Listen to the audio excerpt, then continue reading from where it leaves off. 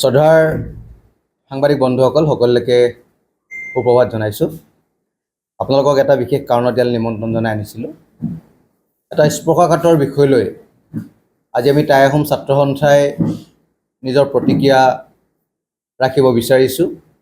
যে কথা হ'ল যে ONGC নামৰ যিটো এটা প্ৰতিষ্ঠান, সেই প্ৰতিষ্ঠানটোৱে কিছুমান থলুৱা বিৰোধী নীতি গ্ৰহণ কৰি আছে আৰু এই থলুৱা বিৰোধী নীতি গ্ৰহণ কৰি থকাৰ কাৰণে শিৱসাগৰকে ধৰি কেইবাখনো জিলাৰ নিবনুৱা সমস্যা ক্ৰমান্বয়ে বাঢ়িবলৈ ধৰিছে।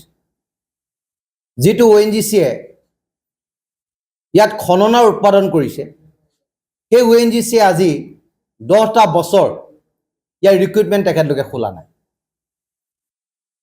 আজি 10 বছৰ আগত ONGCৰ টোটেল এমপ্লয়ী আছিল প্ৰায় 10,000 আৰু আজি 10 বছৰ পাছত ONGC এমপ্লয়ী হ'ল 2000তকৈ কম।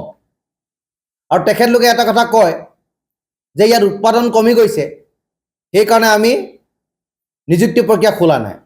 আৰু যেতিয়া 10,000 এমপ্লয়ী আছিল তেতিয়া উৎপাদনটো একেই আছিল আৰু আজি 1800-2000 এমপ্লয়ী থকাৰ পাছতো তেখেতলোকৰ উৎপাদন একেই আছে। কিন্তু তেখেতলোকে কিছুমান হঠকাৰী সিদ্ধান্ত লৈ আমাৰ থলুৱা নিবনুৱাসকলক তাৰ পৰা বঞ্চিত কৰি এখিনি বহিৰাগত মানুহক গোপনীয় সংস্থাপিত কৰিবৰ কাৰণে ইয়াত কোনো ধৰণৰ ইণ্টাৰভিউ তেখেতলোকে পতা নাই আৰু থলুৱা বিৰোধী নীতি তেখেতলোকে গ্ৰহণ কৰিছে, কিন্তু উৎপাদন তেখেতলোকৰ একেই আছে। আৰু ক্ৰমান্বয়ে এই ONGCয়ে ডেৰাডুনলৈ ইয়াৰ পৰা অফিচবিলাক স্থানান্তৰিত কৰিছে, যি ডেৰাডুনত এটাও ৱেল নাই, এটাও তাত জিজেছ নাই, এটাও তাৰ ৰিগ নাই, তেনেকুৱা জেগাত ইয়াৰ পৰা গৈ তেখেতলোকে অফিচবিলাক স্থাপন কৰিছে।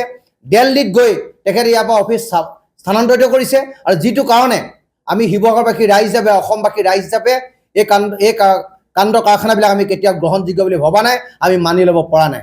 আৰু ONGCয়ে যি অসমৰ থলুৱা নিবনুৱাৰ বিৰুদ্ধে যিটো এটা পদক্ষেপ হাতত লৈছে, তাৰ বিৰুদ্ধে আমি তীব্ৰ প্ৰতিক্ৰিয়া বক্তব্য ব্যক্ত কৰিছোঁ।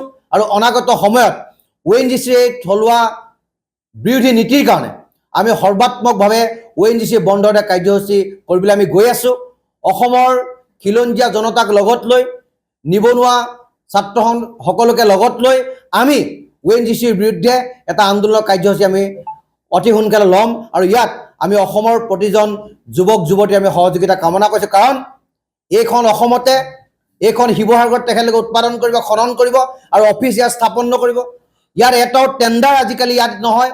আজি লাখ লাখ টকাৰ টেণ্ডাৰ য'ত ইয়াত হৈছিল, কোটি টকাৰ টেণ্ডাৰ য'ত ইয়াত হৈছিল, এই টেণ্ডাৰ চেলবিলাক তেখেতলোকে ইয়াৰ পৰা লৈ গৈছে। ইয়াত ফাইনেন্স ছেক্টৰটো ইয়াৰ পৰা তেখেতলোকে লৈ গৈছে, সকলো স্থানান্তৰিত কৰি দিছে। কেৱল মাত্ৰ ONGCৰ অফিচৰ নামত এটা জকা শিৱসাগৰত ৰাখিছে। গতিকে এই কামটো কেতিয়াও গ্ৰহণযোগ্য হোৱা নাই। গতিকে আমি টাই আহোম ছাত্ৰ সন্থাই ইয়াৰ বিৰুদ্ধে তীব্ৰ প্ৰতিক্ৰিয়া বক্তব্য কৰাৰ লগতে অনাগত সময়ত ইয়াৰ বিৰুদ্ধে এক জংগী আন্দোলন কৰা আমি পোষকতা কৰিছোঁ।